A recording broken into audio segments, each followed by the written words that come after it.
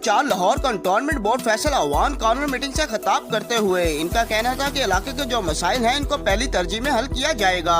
News time 1 के senior reporter Faisal रहीम से बात करते हुए इश्तियाक उर्फ पप्पू ने फैसल अवान की भरपूर हमायत का ऐलान किया और इनके साथ साथ शाना बिशाना खड़ा रहने का भी कहा।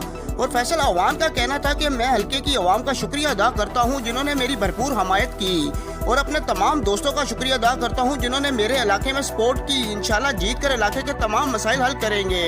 कैमरामैन बासित अली के साथ अतीक बशीर, न्यूज़ टाइम 1 लाहौर।